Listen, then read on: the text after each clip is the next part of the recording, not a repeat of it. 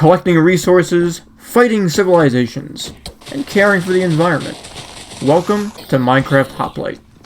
Hoplite is a server in Minecraft with a game mode, where you and a group of your teammates form a civilization. You work together for the first 15 minutes to gather resources, and then spend the next 60 in an all-out war with the other players and civilizations.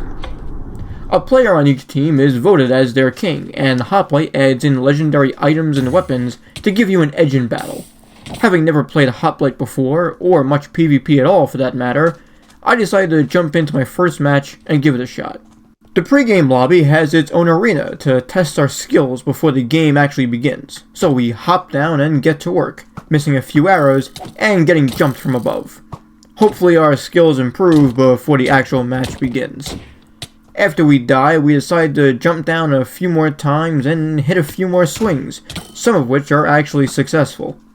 With 10 seconds on the clock, I managed to get my first kill in the practice arena before the timer runs out and the game begins. The match starts with a jumble of colors as we all spawn inside of each other before being prompted to jump from our dragon to the map below. But since this is my first match, I have no idea where to land and end up stuck in the trees. A pair of zombies greet my teammates and I on the platforms below as my first welcome to the world, and give me some classic rotten flesh as a reward for my bravery. I end up in the trees again, but I miss a jump, losing plenty of hearts in the game mode where health doesn't regenerate. I follow the Minecraft basics, grab some wood, get some wood tools, replace them with stone, and I go ahead and grab myself some starting iron. This lets me craft the Smelter's Pickaxe, a special hoplite tool that instantly smelts any ore that you mine with it. Some nearby lapis gives us the future ability to enchant our weapons and gear, while a nearby creeper tries to ruin the day, but I do one thing: run. Back to the surface, I use all my iron to make a single chest piece for myself, and cook up some food while a teammate says hello, and casually goes around and destroys the environment around us. He even recruits me to his anti-leaf agenda, and I get to work collecting trees and apples. The king election starts, and like a true voter, I pick the first candidate without bothering to see who it even is, and then I use my compass to find our team's newly crowned king. Why do I vote twice? Is that fraud? PvP gets enabled, our king doesn't even know why he won, and the match starts. I link up with the rest of my team and we set off together towards a group by the river.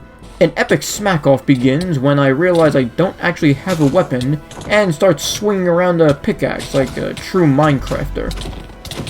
Which, as you can imagine, doesn't fare well against full iron armor and diamond swords.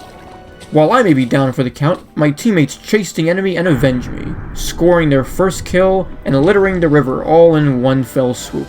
My team continues the chase, forcing the player who killed me into the river, across the forest, and then forcing them once again into an even larger river than last time. Being trapped between sand and a sharp point, the enemy explodes like a loot pinata, and their hat bounces on the water. Guess they won't be doing any more killing that way. My team takes their remaining loot from their body and huddles around a crafting table to reorganize after the battle, tossing out a golden head and munching on some raw meat, while others go ahead and enchant their armor and gear for the rest of the fight. Things are peaceful enough that they might as well start singing campfire songs around the tables. That is, until a member of the red team appears like a sleep paralysis demon and teleports like one too, going from tree to tree. He's forced to eventually hop down and dodges a couple arrows, but can't dodge a couple sword hits from my teammates and also can't seem to put down a bucket of lava the right way. Saving the environment one leaf at a time, the enemy continues to run through the savannah, and my team ends the chase to let him live to plant another day. My teammates regroup in the savannah and they decide to go and peacefully head further along in their adventure. And that is until another enemy player starts practicing his aim from above, beginning a fight for the hill. It starts off fairly evenly matched until my team begins fighting and picks off a nearby straggler. Get him up, let him get up, let him get up, let him get up. He tries to plant down some leaves like the old one, but that doesn't turn out too well for him and he gets picked off. Another player tries to go ahead and plant some leaves, but ends up being face planted into the dirt. And another player ends up being chased down himself, this time the king. He does his best to run away, dodging in between the trees and navigating the plateau, but a few arrows prevent him from getting too far, and with the border closing, he practices his inner mountain goat skills. But an attack from above sends the king crashing down into the cave below with my teammates. A brief battle starts, but the border is too much, and the king falls right at the edge of the border. His hat even spins away, without its original owner to wear it anymore. Back in the savannah, a skirmish breaks out near a ravine, and a pack of dogs arrives just in time to go ahead and munch on a few bones from another fallen player. Another endless chase starts while the wolves decide to rest their legs and warp from block to block. But sure enough, my team scores another kill, and the game decides that they're doing too well. So the wolves turn against us. Damn, those are a lot of wolves. For the first time ever, my team is the one who is forced on the defense, running back to the border to regroup as enemies run down from the hill. But I guess everyone didn't get the memo. Cobwebs, water buckets, and a rapidly closing border surrounding all the players turn the chase into a brawl, as lightning strikes and players fall one by one. The enemy king gets forced out of position and has to escape into the nearby river to get away safely. He dives right into the river and escapes into the nearby temple. The enemy tries to fight back with some lava buckets, but for the most part, they all manage to retreat into the safety of the temple, and my teammates don't exactly continue the fight.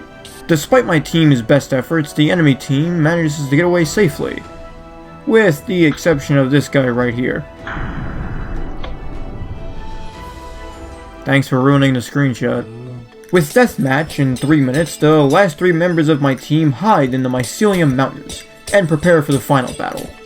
They toss some bottles of enchanting to each other, and our resident archer shows that leaf block who's boss, taking a few arrows straight to the block. What is he doing? My teammates take a friendly little stroll through the forest for the last 30 seconds before the deathmatch begins. They decide to take in the scenery and get ready for the upcoming battle in T-minus 10 seconds.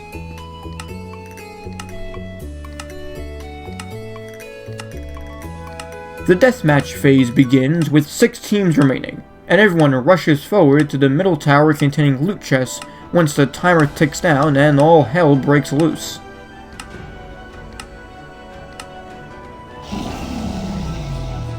A fight breaks out in the central tower, and I decide to explore around. The castles of the various civilizations stand tall around the arena, giving a true sense of awe and inspiring anyone, while my teammates build a treehouse.